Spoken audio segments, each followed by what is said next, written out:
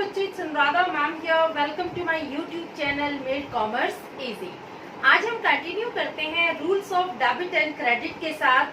पिछले video lecture में मैंने आपको सिखाए थे ट्रेडिशनल अप्रोच ऑफ अकाउंटिंग। उसमें मैंने आपको 3 अकाउंट्स के रूल सिखाए थे, personal account, real account and nominal account. तो आपको एक बार मैं रिवाइज करवा देती हूँ कि तीनों अकाउंट्स के रूल क्या होते हैं। पर्सनल अकाउंट का रूल क्या होता है, debit the receiver, credit the giver.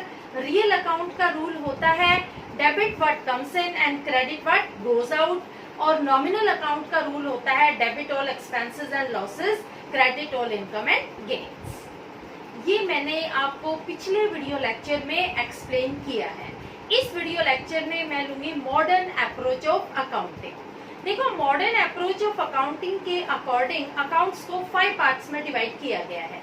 पहला है एसेट अकाउंट, दूसरा है लायबिलिटीज अकाउंट, तीसरा है कैपिटल अकाउंट, चौथा है एक्सपेंस अकाउंट और पांचवा है इनकम अकाउंट। तो कौन से अकाउंट में हमें रिकॉर्डिंग कब करनी है, ये डिपेंड करता है नेचर ऑफ अकाउंट पर। हम पहले डिसाइड करेंगे नेचर ऑफ अकाउंट और उसके बाद हम अकाउंट में रिकॉर्डिंग करते हैं। तो मैं आपको 1 बाय 1 ये पांचों अकाउंट एक्सप्लेन करती हूँ कि इनमें हम रिकॉर्डिंग कैसे करेंगे। तो सबसे पहले लेते हैं हम एसेट अकाउंट। देखो, एसेट अकाउंट में हम रिकॉर्डिंग कैसे करेंगे। एसेट अकाउंट का मतलब क्या होता है कि account which relate to fix assets of the business, which relate to properties of the business. तो जब भी बिजनेस में प्रॉपर्टी आती है तो उसे हम हमेशा डेबिट करते हैं, और जब भी बिजनेस से प्रॉपर्टी जाती है तो उसे हम हमेशा क्रेडिट करते हैं। तो आप ये रूल रिमेम्बर रखना है एसेट अकाउंट का कि whenever there is increase in asset it is always debited, whenever there is any decrease in asset it is always credited। तो हमारा रूल क्या है, increase will be recorded on the debit side और ये हमारी credit side है। और जब भी बिजनेस में एसेट का डिक्रीज होगा तो it will always be recorded on credit side. ये हमारा एसेट अकाउंट का रूल है। सपोज फर्नीचर परचेज फॉर ₹50,000, तो फर्नीचर परचेज क्या है, ये एसेट की इनकमिंग है। Asset is coming in the business, तो एसेट इंक्रीज हो रही है तो हम इसको डेबिट साइड रिकॉर्ड करेंगे। और अगर हम फर्नीचर सोल्ड फॉर ₹50,000 तो वो एसेट डिक्रीज हो जाएगी तो उसे हम क्रेडिट साइड रिकॉर्ड करेंगे। समझ में आया फिक्स एसेट अकाउंट का रूल क्या होता है। सेकंड हम लेते हैं लायबिलिटीज अकाउंट। लायबिलिटीज अकाउंट कौन से अकाउंट्स होते हैं, जो हमारे लेंडर्स के अकाउंट होते हैं, जो क्रेडिटर्स के अकाउंट होते हैं, वो हमारे होते हैं लायबिलिटीज अकाउंट। जब भी बिजनेस में लायबिलिटीज इंक्रीज होंगी तो उसे हम हमेशा क्रेडिट साइड रिकॉर्ड करेंगे, और जब भी बिजनेस में लायबिलिटीज डिक्रीज होंगी तो उसे हम हमेशा डेबिट साइड रिकॉर्ड करेंगे। तो क्या बन जाता है लायबिलिटीज अकाउंट का rule, increase in liabilities is always credited, decrease in liability is always debited. तो हम क्या लिखेंगे, इंक्रीज, जब भी लायबिलिटी में इंक्रीज होगा तो उसे हम हमेशा क्रेडिट करेंगे, और जब भी लायबिलिटी में डिक्रीज होगा तो हम हमेशा उसे डेबिट करेंगे। लायबिलिटीज अकाउंट के एग्जांपल में हम ले सकते हैं, suppose firm borrows ₹10,000 from Mohan. तो मोहन कौन है, मोहन हमारा क्रेडिटर है। जब फर्म मोहन से 10,000 रुपए उधार ले रही है तो हमारे क्रेडिटर्स इंक्रीज हो जाएंगे तो हम उसे क्रेडिट साइड दिखाएंगे। और जब loan is repaid to Mohan, जो हमने लोन लिया था मोहन से उसको रीपेमेंट करेंगे तो हमारी लायबिलिटी में डिक्रीज होगा तो हम उसे डेबिट साइड दिखाएंगे। समझ में आया कैसे हम लायबिलिटीज अकाउंट में रिकॉर्डिंग करते हैं। Whenever there is increase in liability, it is always recorded on the credit side. Whenever there is any decrease in liability, it is always recorded on the debit side. तो ये rule है हमारा liabilities account का। अब देखो, asset account और liabilities account दोनों एक दूसरे के अपोजिट हैं। जब एसेट में इंक्रीज होता है तो उसे रिकॉर्ड करते हैं डेबिट साइड, जब लायबिलिटीज में इंक्रीज होता है तो उसे रिकॉर्ड करते हैं क्रेडिट साइड। तो ये दोनों एक दूसरे के अपोजिट हो गए। और जब एसेट में डिक्रीज होता है तो उसे रिकॉर्ड करते हैं क्रेडिट साइड, और लायबिलिटीज में डिक्रीज होता है तो उसे रिकॉर्ड करते हैं डेबिट साइड। तो दोनों ही एक दूसरे के अपोजिट है। क्लियर, ये दोनों अकाउंट आपको समझ में आ गए। एसेट और लायबिलिटीज में हम कैसे रिकॉर्डिंग करते हैं। नेक्स्ट अकाउंट आता है एक्सपेंस अकाउंट। एक्सपेंस अकाउंट, अब देखो जो रूल हमारा एसेट अकाउंट का है वही रूल हमारा एक्सपेंस अकाउंट का होगा। ये आप ध्यान रखना, ये दोनों एक ही रूल फॉलो करते हैं।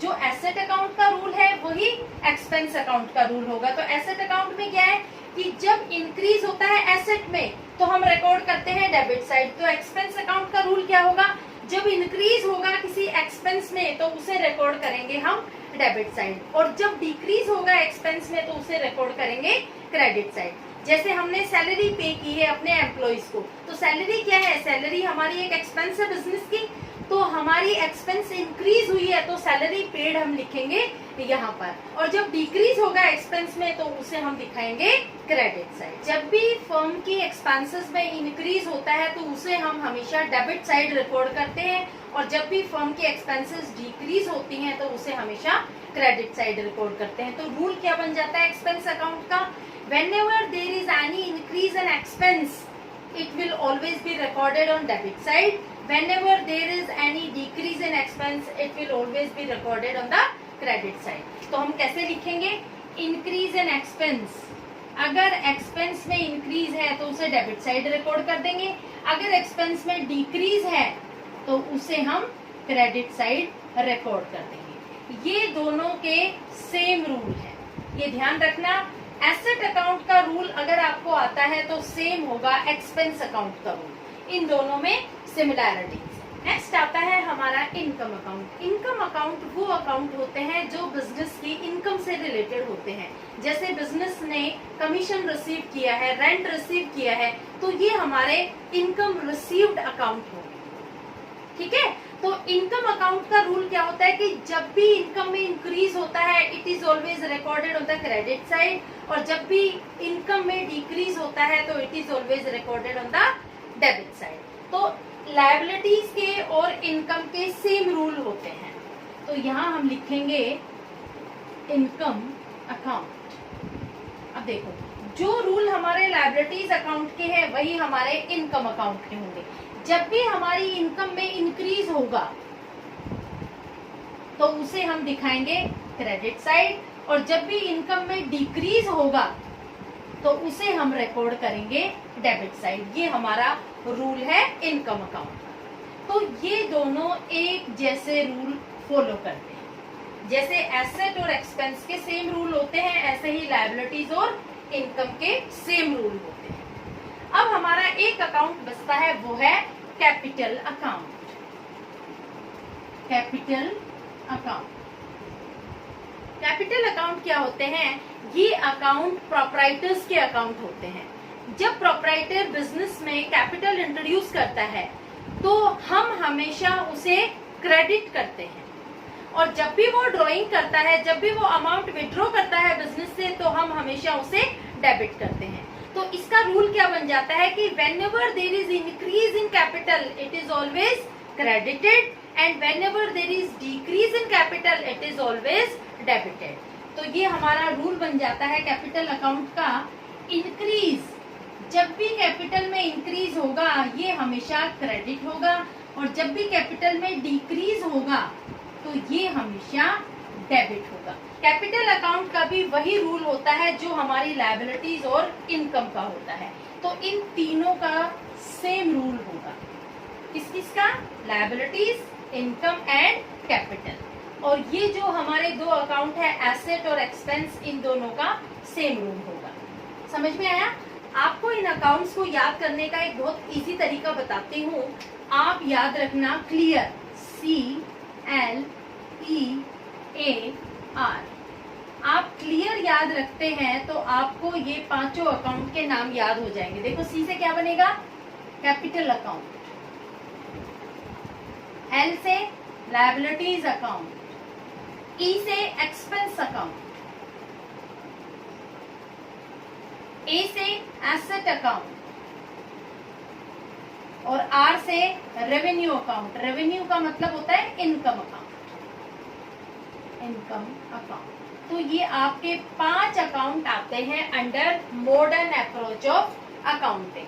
तो हम रूल कैसे फॉलो करेंगे, इनमें सिमिलैरिटीज कौन कौन से अकाउंट में है, जो हमारा एसेट अकाउंट है और एक्सपेंस अकाउंट है, इन दोनों में एक जैसे रूल अप्लाई होंगे, और जो कैपिटल अकाउंट है, लायबिलिटी अकाउंट है और रेवेन्यू अकाउंट है, इन तीनों में एक जैसे रूल अप्लाई। समझ में आया? कैसे हम रिकॉर्डिंग करेंगे, आप इन तीनों को ध्यान रखना। कैपिटल, लायबिलिटी और रेवेन्यू, इन तीनों में एक रूल लगेगा, एक्सपेंस और एसेट में एक रूल लगेगा। Hopefully you must have understood modern approach of accounting। आपको ये अप्रोच भी समझ में आ गया होगा। पिछला वीडियो लेक्चर जो क्लासिकल अप्रोच ऑफ अकाउंटिंग है, उसका लिंक मैं डिस्क्रिप्शन बॉक्स में डाल दूंगी, ताकि आप स्टार्टिंग से रूल्स ऑफ अकाउंटिंग पढ़ सकें।